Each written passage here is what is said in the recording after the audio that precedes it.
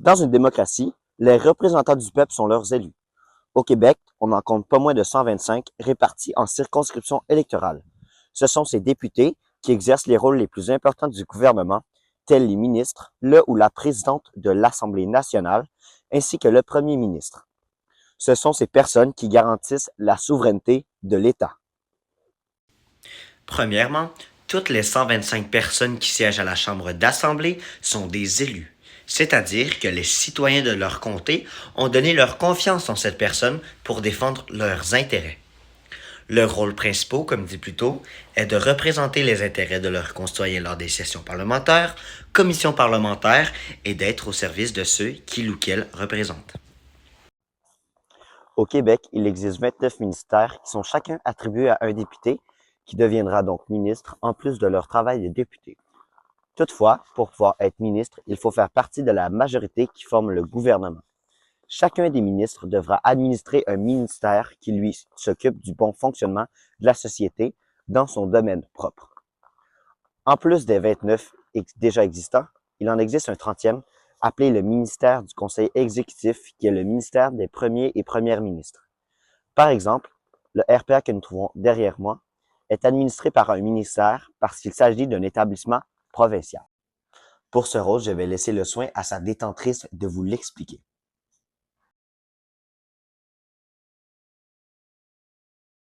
Bonjour, mon nom est Nathalie Roy, je suis la présidente de l'Assemblée nationale du Québec. L'Assemblée nationale, ce sont 125 élus de tout le Québec et je suis là. Et vous allez me demander, qu'est-ce que c'est ton travail, Nathalie? Eh bien, mon travail, suivez-moi, venez dans mon bureau, consiste en 3 grandes fonctions.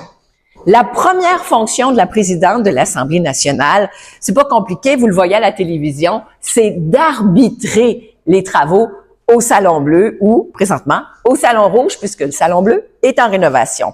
Deuxième rôle, c'est le rôle de représentante officielle de l'Assemblée nationale du Québec sur la scène internationale, parce que nous avons des ententes avec d'autres parlements, d'autres pays, et je représente le Québec dans ces instances multilatérales ou bilatérales. Et le troisième rôle de la présidente, c'est l'administration, de diriger tous ces gens qui travaillent ici à l'Assemblée nationale. Il y a plus de 750 personnes qui se dévouent corps et âme pour que les élus, eux, puissent faire leur travail. Bien que à ce jour très symbolique, le rôle du ou de la gouverneure générale du Québec est le deuxième rôle le plus important dans notre démocratie et la personne ayant le plus de pouvoir. Il ou elle détient notamment le droit de dissoudre l'Assemblée nationale et est aussi la personne qui représente l'autorité royale du roi ou de la reine au Québec.